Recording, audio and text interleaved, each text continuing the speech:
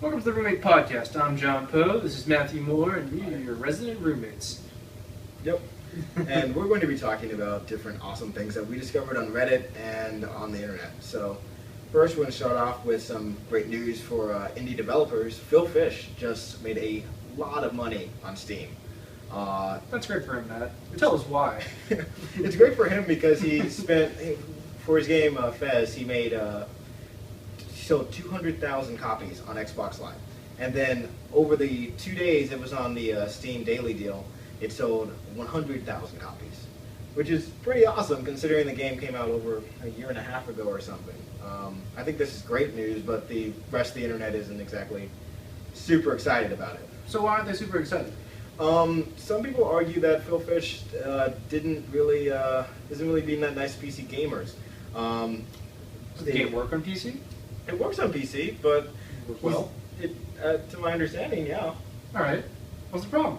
The problem is he says things like PCs are for spreadsheets, and I can understand why you would think they're capable of that, but they also play awesome games. So A lot of awesome games. yeah. So Vaughn was talking about how he doesn't plan on paying for Fez on PC because the developer isn't a big fan of PCs. I don't know. I sort of see where he's coming from, but I think it's still a great game and we should still get it. I agree. I mean, like, when games are multi-platform, I'm always going to buy it on PC, mostly because it's my favorite console and different system to play it on. I'd have an Xbox too. My roommate has a PS3, but we'll play it on whatever we like. Yeah. And that's the end of the story. Yeah, I love the little GIF on the internet of the little girl in the village, and people are arguing, and she goes, "Why not both? Like it solves all your problems." It really does. Yeah, yeah. I'm glad Tall Kiddo from Reddit posted this. John, what's your So story? my story's about, do you finish the games you own on Steam? Do you? I saw that it was submitted by Akwiazi. It's a weird name on the internet. Anyway. A lot of posts were saying that people buy games on Steam or something like that, and then they Don't play them. They don't play them. Like one guy said that he bought games and then keeps them because he plans on retiring soon, and then playing them like when he doesn't have a day job. Like, if you get to play 24/7, more power to you. But I work 8 hours a day, and I barely have 5 hours in the afternoon to do whatever else I want before I have to go to sleep again. That's not a lot of time to play like Skyrim, Fallout New Vegas, and all the other games which require tons and tons of time. Yeah.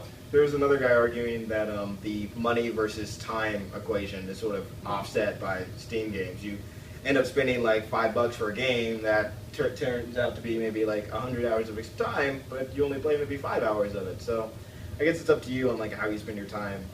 I look at my Steam collection and it's really, really too long. I think I have over 150 games, 200 games, something like that. I have around 75. Yeah, yeah. I've gone through many Steam sales. They're very dark times for us. The next post is about Ubisoft. It was submitted by Carlos 13. Ubisoft is essentially saying that they don't plan on making any more games unless they can be put into franchises. Now, I like franchises. I love franchises. I love Halo. I love video games and like Grand Theft Auto and all sorts of games that are in franchises. However, my problem is that there are some games that I guess don't work well in franchises, like The Last of Us. Like I don't know how well a sequel to that would actually be. So Of Us Part 2. I know, but like it told us a distinct story, and like at the end of the game, I felt pretty happy with how everything turned out. I don't know if it's required to make more games to satisfy gamers. Yeah, Like yeah. The Last of Us, like There should be one-off games. Yeah, like Bioshock 1 was sort of, they made a sequel to it, but it didn't have the original staff working on it. Like, I feel like you can make a one-off game and it can be a good thing. I don't think that all games have to have a franchise. Ubisoft was saying that that's what all of our games are about. We won't start if we don't have, if we can't build a franchise out of it. There's No More Fire and Forget. It's too expensive. This is from Tony Key, the VP of Sales at Ubisoft.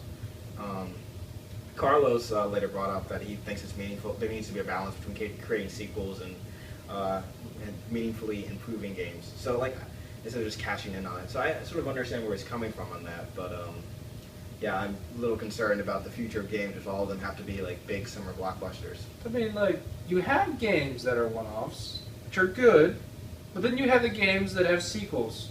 I'm looking at you, Half-Life. I'm looking at you. I love the sequels. I love all the Half-Life games. I can't wait for more. I wish there was more. Like, if only there's more. Yep, if you look at that statement, though, it's like there should be a sequel. There should be. I think there's a good balance, and Half-Life should definitely get a sequel. What's the next story, John? Alright, my next pick is about, what are the games that you have played in 2013? Which ones are the best ones? In my opinion, I think The Last of Us is going to take the cake. However, I haven't played BioShock Infinite yet, so they're both similar games in terms of like the story drives the game essentially. Mm-hmm. Story driven, yeah. Yep, very story driven, very much repetitive actions over and over again. But you play it because the story is amazing, and you want to find out what the ending is, obviously. Yeah, find a conclusion to the game. A lot of people were excited about Animal Crossing, which doesn't really have that much of a story unless you think your rise to power as the mayor of this little town is important, and your fight against weeds and finding butterflies is. I guess you can craft a story out of that. You could, or you could just play it for funsies. Another one mentioned was Tomb Raider, which I look forward to playing. I just bought it on Steam, and also Fire Emblem Awakening. I love that game. But there's been a lot of good games like this first half of the year. I've really enjoyed it so far. Yeah. Our next topic, we're going to move on to just random things that we think are awesome. The Newsroom came back to HBO, and great show. It's a love lot of it, fun. absolutely love it. In terms of plot, it's amazing. It's kind of rehashing the old events, and you get to see like your hindsight, essentially 2020 and all the past events. But at the same time, as a viewer, you get to sort of rewatch it from their point of view, knowing what's going to happen. So you essentially get to have a story told out to you again, but in a different way. So they're using non-linear storytelling, where the end of the story, or I guess possibly the middle of the story, being shown before you actually see how it all started. A big cataclysmic event has happened at ACN News, and it's sort of changing that dynamic around everybody. Allison Pill, or Maggie has some very bad hair. I'm really curious what got to that point, how she got to that point. This is the most important point of the show. Like, what happened to her hair? They even say that, like, what happened to her? She looked like this a year ago. She went to Africa or something? She went to Uganda and something happened. We want to know what happened. We want to know. That is Aaron Sorkin, why are you doing this to us? What happened to her hair? My emotions.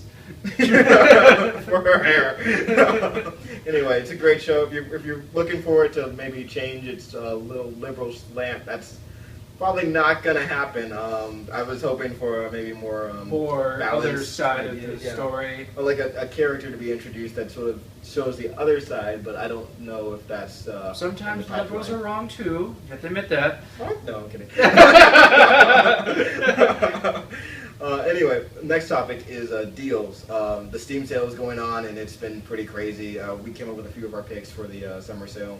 The first one was the Kerbal Space Program. It's basically, it's like NASA on your computer with little yellow people. It looks like a lot of fun. I have a friend who enjoys the hell out of the game, and I'm looking forward to maybe getting a copy too. Also, Fallout New Vegas, not as, I guess, lighthearted. It's in the apocalypse. Lots of people dying in pretty gruesome, horrible ways. But it's a really interesting game, and I just bought a copy on Steam, and I'm looking forward to playing through the entire Ultimate Edition of it. $5. Also, Portal 2. If you haven't played that game, you're doing a criminal offense to yourself. Amazing. You have to play it. Yep. We bought it when it first came out, and we just destroyed that game. We played it all the way through the co-op. It is so good, and it's hilarious. It's well written. It is just all of the above. I was also reading some information about Portal and like the effect it's had on developers. The people who made Titanfall actually decided to move to the Source Engine after playing Portal 2. So it's that good. It's a pretty amazing game. It's just that good. It has it's a great port on any system if you don't have an awesome PC. You can play it on Xbox or PS3, but it's a great game. Yeah. Also, Assassin's Creed 2 is going to be released on Xbox Live Games on Demand if you're console gaming. It's going to be free, which is pretty cool. Microsoft started this new program. I mean, if you haven't played it by now, go ahead and play it. Yeah. I mean, download it. It's don't have to free. play it. Why not? You're speaking my language at this point. Even though I have a job and make money, you're still speaking my language. It's like, no, it's like if it's a free game. Anyway, new releases. Shin Megami Tensei 4 is coming out either it's tonight or It's is it midnight tonight. Yeah, midnight tonight. It's hardcore Japanese RPG, dungeon crawling. It's pretty difficult. I've made some. I think I'm gonna play it all the way through. He thinks I'm gonna die in the first 30 minutes. He's never like I played through Persona 4, which is sort of like the mid-range in the hardcore like Atlas games, and he's never played one. So I'm looking forward to seeing. Challenge accepted. Yes, and I'm very much looking forward to like waking up in the middle of the night and saying, "Hey, bro, how's it going?" And here it is. I may stay up to midnight to play it. I mean, I'm probably gonna buy it at midnight, then just not gonna start playing it till later tomorrow, probably maybe the day after that. I don't know. Great game. I need to get my DS back from my friend and let someone borrow it. It's a mistake. Anyway, that's your show. You have a great day. Bye bye.